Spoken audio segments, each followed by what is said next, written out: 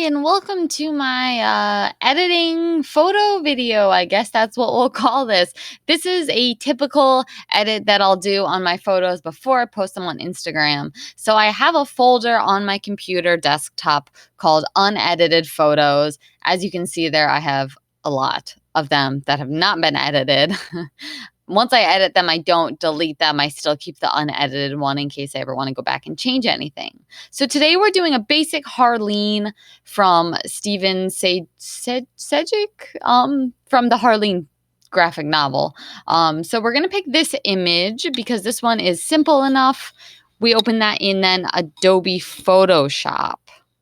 So once we have that image open in Adobe Photoshop, this is what it looks like. And then we are going to go to filter and then camera raw filter. And my recording device was being weird, so it didn't get that. This is what the camera raw filter looks like. We are going to turn that warmth down to blue. It's not actually called warmth here. And then we're just going to play around a little bit with the shadows and the highlights to get the effect that we're looking for. And then we are going to scroll all the way to the bottom and we are going to put a little bit of vignette in there. That is when you have the corners a little bit darker than the rest of the image. So we're just going to do that a little bit. And then that's how it transformed from before to after. Then we're going to go into selective color. I love this tool. I use it on every single one of my images. So there you can see it opened up in the bottom right corner, a selective color section. My recording system right now is being really wonky. So this is a screenshot of what the selective color actually looks like. You can play around with those colors until you get the hues that you like. There you can see me. The box is supposed to be there. It's not, but you can change it around. You can turn reds into purples and so forth and so on. You can actually change full colors into other colors, which is the really great part about that. So I always bring the reds way down so that they're super bright with a little bit of black to darken them up just a little bit. And then if you see in the lower hand corner here, you can see that I opened up a second selective color level. In this, I actually brought the yellows all the way down. I naturally have yellows in my skin tone, and if I don't take them out, then I end up looking very, very yellow once it gets transferred to a phone. On the lower right-hand corner, that white box you see is technically called a mask. So we are going to paint that mask completely, we're going to leave it white as it is, and then we're going to use a paintbrush tool, and we are going to use black as the color. As you can see, it's not actually painting it black, but it's taking off that layer. Sometimes when you use selective color, it will change whites to incorrect shades, and it will also change your skin tone. So my skin tone always ends up looking very pink after I use that red tool. So I want to make sure to go all around my face and take off that red. Also, you can see here on my hands how it removes that extra shade of red that we had just put onto my hands. So I always use this tool. Otherwise, I look very pink. And that's what we currently look like at the state that we are at. And I'm just going to show you what it looks like with and without the selective color tool. So this is before and that's after. So you can see a clear, distinct difference with the reds and how much brighter they did become after using that selective color tool. So once we have all those layers merged, I'm going to use my buddy, the clone tool, to make my wig look less like a wig. So it's a little stamp over here. And I don't know what the hotkey is on Mac, but on Windows, you hit Alt, and then you click down on the area you want to use. I'm changing that opacity to a lower one so it's not so strong, so the wig blends more. And then you Alt click, and then you click where you want that color to go. So as you can see there, I'm just slightly removing some of that lace front just to blend it a little bit more into my skin and make it look more natural. And just a side note, I've never edited my personal appearance in any of my photos. I'm strongly against that. I am who I am, so I just edit out the lace frontal wig sometimes. So the next step I take here, I find, is a key piece to really making some aspects of the photo pop. So we are actually going to go ahead and create a new blank layer.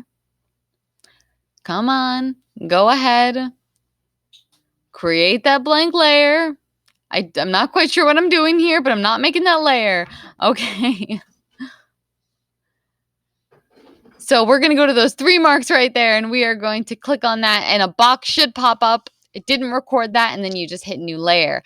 And then after that new layer is showing up, we are going to go to edit, and then we are going to go to fill, which also didn't pop up. Another box should be here, which it's not, but it is a box that comes up. You want it to be 50% gray. This is what it should look like once you're done with that. And then you go to the bottom right corner and you change that to overlay. That will make that gray disappear. This effect is used with the dodge tool. So the dodge tool is the dodge and burn tool. Dodge is making things lighter. So once we have that layer as an overlay, we're going to zoom in on my eyes because I really want my eyes to pop in this. And I do this in all of my photos since I do wear colored contacts.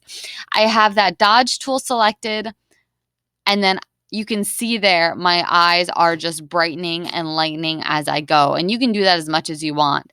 And then I made the brush just a slight bit smaller, so just to put a little bit of highlight there on my lip.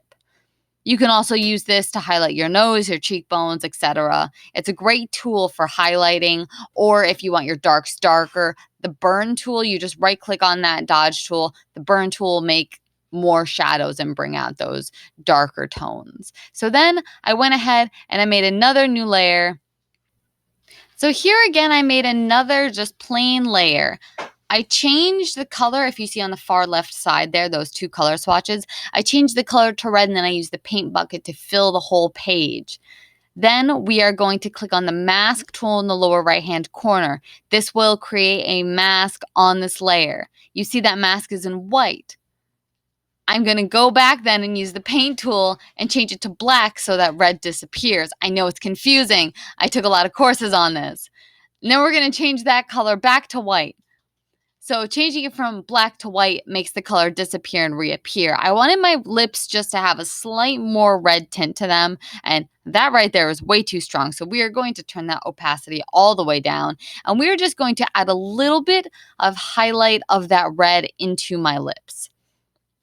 You can also use this method when creating a vignette around your images or creating more darks around. You would just fill the background with black and then erase or replace using that mask tool. There are tons of videos on YouTube if you are more interested in just the masking process, or leave a comment below if you want me to go more into detail on this entire progress.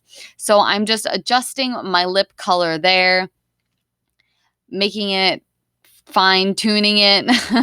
And then I'm going to actually switch colors again and erase some of that red because I thought it was just a little bit too strong. So I just wanted to go in with a big paintbrush and just dab around that. And there you can see the red kind of fading out.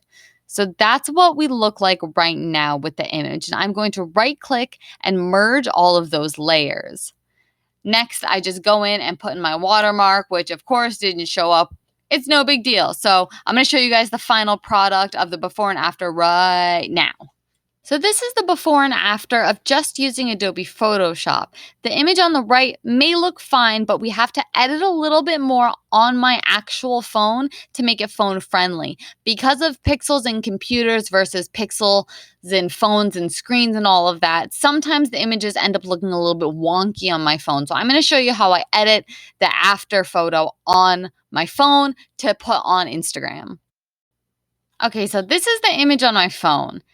The colors sometimes look a little bit wonky. This time it wasn't too wonky. So I actually use an app called Polar, and I always open up my images in Polar, and I just want to adjust a few things here. So I go down to the color and I bring those blues down so it's a lot less warm because I'm looking for cool tones here because Harley is pale. obviously, and I just want to have more of a cool aura going on. And then I just adjust the whites and the blacks just slightly to fit my phone better. I bring that red down just slightly to make it more cohesive. And then here I'm just playing around with some other settings with the brightness and the darks. You'll see me go back and forth here a little bit until I get it exactly how I like it for phone quality. And again, this app is Polar. I believe it does cost money. It is a subscription service, but I believe it's cheap, and I highly, highly, highly recommend it because when I transfer my photos to my phone, I'm always using this app. They have a lot of different options. See there, you can see me actually changing the color of the red right in the app, darkening the red, lightening the red, bringing up the luminescence, luminescence, however you say it. It's right there. So then we are going to modify that original photo, and then we are just going to save that to my phone like that. Since my images are never the size that Instagram allows, I use an app called InstaSize. I believe this is free.